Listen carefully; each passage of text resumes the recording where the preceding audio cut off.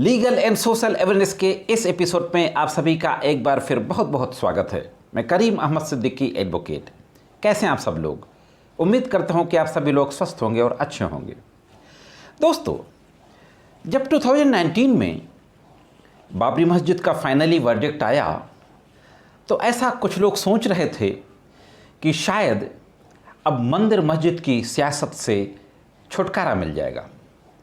लेकिन वहीं दूसरी तरफ कुछ लोगों की ये भी आशंकाएं थीं कि एक कम्युनिटी विशेष को लेकर के जिस तरीके से सोसाइटी के अंदर हेट्रेड फैला रहे हैं और राम जन्मभूमि आंदोलन के दौरान जो देश के अंदर तमाम तरीके के मस्जिद उनके नाम लिए गए और कहा गया, यह नारा लगाया जाता था कि अयोध्या तो झांकी है और काशी मथुरा बाकी है।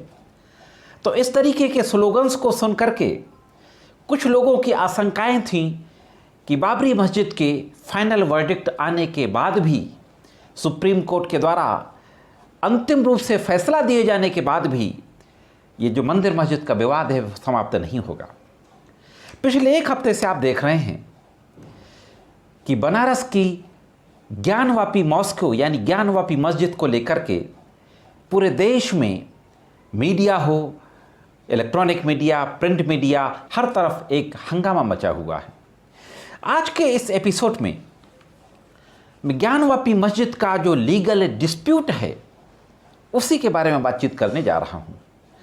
दोस्तों, मैं उस हिस्ट्री में नहीं जाना चाहूँगा कि ज्ञानवापी मस्जिद को लेकर के भारत के अंदर अलग अलग इतिहासकारों ने किस तरीके की हिस्ट्री लिखी है, बल्कि मैं सिर्फ लीगल डिस्प्यूट और लीगल इशू तक ही सीमित रहूँगा।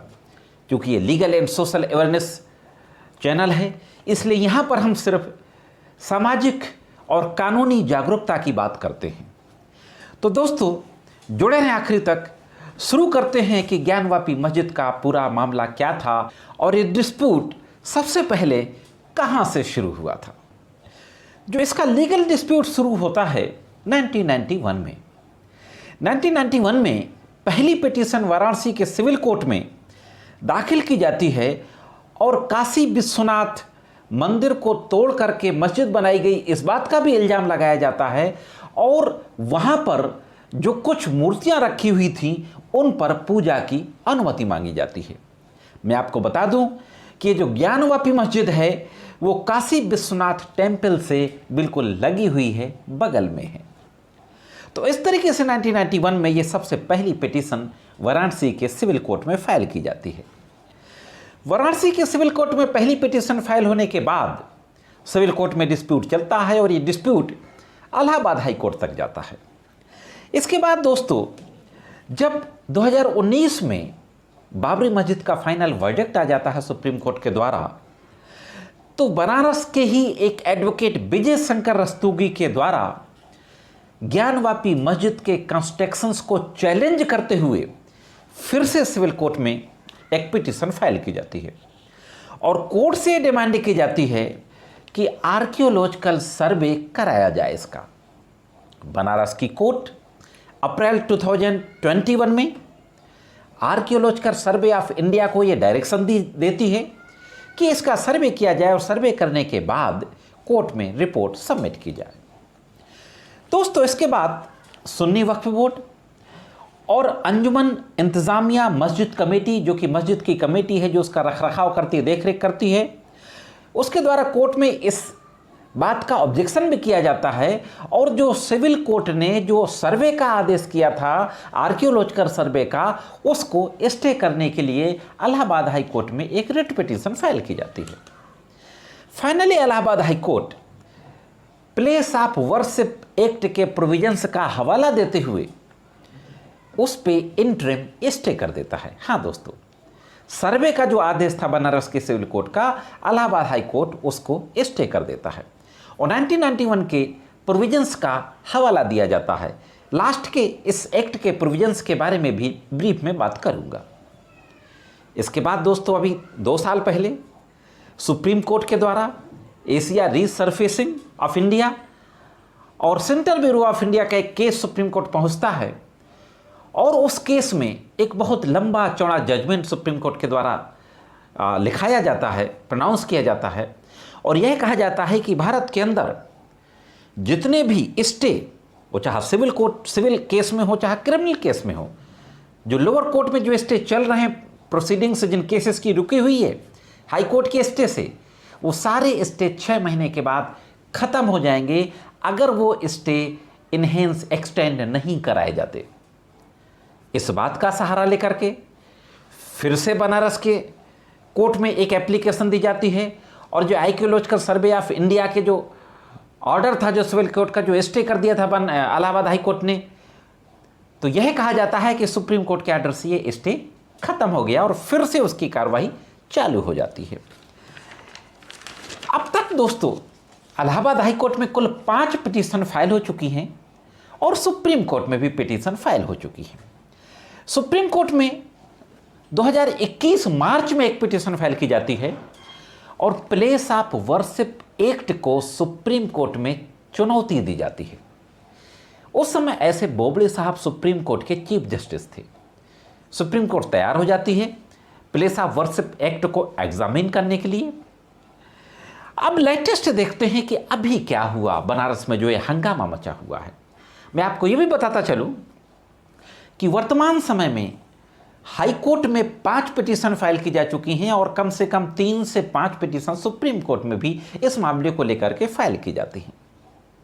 अभी कुछ महीनों पूर्व बनारस की एक सिविल कोर्ट में 5 महिलाओं के द्वारा एक पिटीशन फाइल की जाती है, सिविल सूट फाइल की जाती है, और अनुमति मांगी जाती है कि मस्जिद के पीछे की तरफ जो वाल है उसमें श्रृंगार गौरी, गणेश और कुछ देवी देवताओं के भगवानों की मूर्तियां हैं, उन पे हमें पूजा करने की अनुमति दी जाए।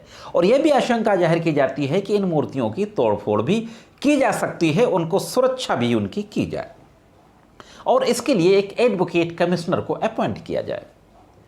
बनारस की सिविल कोर्ट एक आदेश पारित करती है जिसमें 3 लोगों की एडवोकेट कमिश्नर्स की टीम को अपॉइंट किया जाता है, और आदेश देते हुए यह कहा जाता है कि 17 मई को सर्वे करने के बाद, उसका वीडियोग्राफी सर्वे करने के बाद रिपोर्ट कोर्ट में फाइल की जाएगी। हालांकि जो मस्जिद इंतजामिया कमेटी थी, अंजुमन इंतजामिया मस्जिद कमेटी, उसके द्वारा जो एडवोकेट कमिश्नर थे उनका विरोध किया जाता है और ये कहा जाता है कि ये निष्पक्ष नहीं है, लेकिन कोर्ट उनकी बात नहीं मानती है और 12 तारीख के बाद ये सर्वे शुरू होता है। 13, 14, 3 दिन, 15 लगातार सर्वे शुरू होता है। इसी के बाद 15 तारीख को कुछ अखबारों में खबरें आने लगती हैं और 15-16 को ये खबरें और तेज हो जाती हैं कि वहाँ पर एक, जहाँ पर वजू करते हैं, जो एक तालाब होता है, छोटा सा मानव निर्मित तालाब, उस पर एक वजू पाया जाता है और ये खबर आग की तरह पूरे मीडिया में, पूरे देश में फैल जाती है कि बाबा प्रकट हुए। वहीं दूसरी तरफ जब मुस्लिम पक्ष के जो लोग आते हैं, मस्जिद कमेटी की तरफ से जो लोग आते हैं, उनके एडवोकेट आते हैं, वो कहते हैं कि वो फव्वारा है और तमाम मस्जिदों के अंदर जहाँ पे उस तरीके के तालाब की व्यवस्था की गई थी, उनके फ़ोटो भी सोशल मीडिया पे वायरल होने लगते हैं कि बीच में फव्वारा बना हुआ है हर मस्जिद में, तो उसको फव्वारा कहा जाता है, एक वाटर फाउंटेन कहा जाता है। ये बात बाहर निकल करके आती है 17 तारीख को। 17 मई को जो एडवोकेट कमिश्नर्स की टीम थी, उनको रिपोर्ट सबमिट करनी थी, तो उनमें से जो एक थे उनके द्वारा रिपोर्ट सबमिट करने से मना किया जाता है और टाइम मांगा जाता है कि अभी रिपोर्ट कंप्लीट नहीं हुई। लेकिन कोर्ट नाराज़गी जताते हुए कि कोर्ट में रिपोर्ट दाखिल होने से पहले सर्वे रिपोर्ट की जानकारी बाहर कैसे लीक हो गई, और उस अधिवक्ता महोदय के ऊपर पक्षपात का आरोप लगाते हुए, जैसा कि पहले मुस्लिम पक्ष ने कहा था, उनको उस सर्वे टीम से हटा दिया जाता है और फिर से टाइम दिया जाता है 19 तारीख तक का कि दोबारा फिर से सर्वे किया जाएगा और एक सर्वे रिपोर्ट जो दूसरे टीम के मेंबर थे उनके नेतृत्व में दाखिल की जाएगी। दूसरी ओर दोस्तों, जब बनारस की कोर्ट के द्वारा सर्वे करने का आदेश किया जाता है तो उस ऑर्डर को भी इंतजामिया कमेटी के द्वारा सुप्रीम कोर्ट में चैलेंज किया जाता है। उसकी भी सुनवाई 17 ही मई को होती है और 17 मई को सिविल कोर्ट के उस ऑर्डर को, जिसमें मात्र 20 लोगों को मस्जिद के अंदर नमाज परफॉर्म करने के लिए कहा गया था और उस पूरे वजू खाना का, जहां पर कि शिवलिंग को निकलने की बात कही जा रही है, उसको सील करने की बात कही जाती है।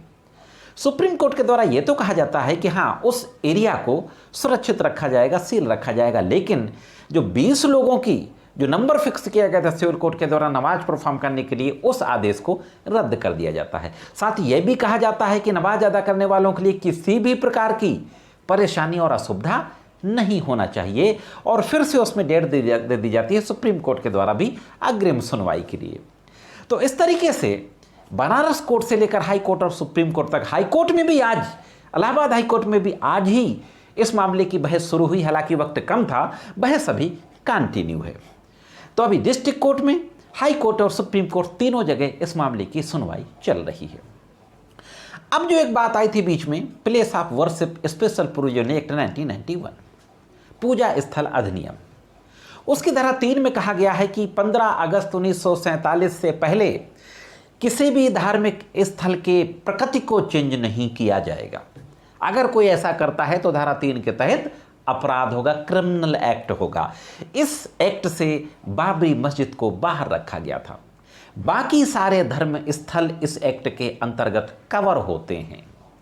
धारा 4 में तो बाकायदे उसका डिक्लेरेशन किया गया है कि यह डिक्लेयर किया जाता है कि 15 अगस्त 1947 से पहले जो धर्म स्थल जिस रूप में था वह उसी रूप में रहेगा। तो देश के अंदर कई विधि व्यवसाय से जुड़े हुए लोगों के द्वारा यह भी कहा जा रहा है कि यह पूजा स्थल अधिनियम के विरोध है, का वायलेशन है। किसी भी तरीके की पेटिशन तक नहीं फाइल की जाएगी। प्लेस ऑफ वर्शिप एक्ट में यह कहा गया है दोस्तों। तो ओवरऑल यह लीगल सिचुएशन है आपके सामने। मैं समझता हूं कि यह एक एंडलेस प्रोसेस है। अगर यूं ही चलता रहा तो यह एंडलेस प्रोसेस हो जाएगा, और इसके पीछे जो जनता के जो बुनियादी सवाल हैं, जो बुनियादी मुद्दे हैं, वो पीछे हो जाएंगे। एक तरफ तो अदालतें, जो जेन्यून केसेस अदालतों में 30-30, 40-40 साल से पेंडिंग हैं, उनकी सुनवाई नहीं कर पा रही है, वक्त नहीं है। दूसरी तरफ ये नॉन इशू, जो कि वाकई कोई मुद्दे नहीं हैं, उन मुद्दों को ला करके हवा दी जा रही है। ऐसा क्यों किया जा रहा है, इससे किसको फ़ायदा है, आप सब लोग अच्छी तरीके से जानते हैं। दोस्तों, आज के वीडियो में सिर्फ इतना ही। मैं समझता हूँ जानकारी आपको ज़रूर अच्छी लगी होगी। जानकारी कैसे लगी कमेंट्स करके जरूर बताएं। मिलते हैं किसी अन्य वीडियो में कानून के कुछ अन्य जानकारियों के साथ। तब तक कानून की विभिन्न तरीके की जानकारियों के लिए देखते रहें लीगल एंड सोशल अवेयरनेस।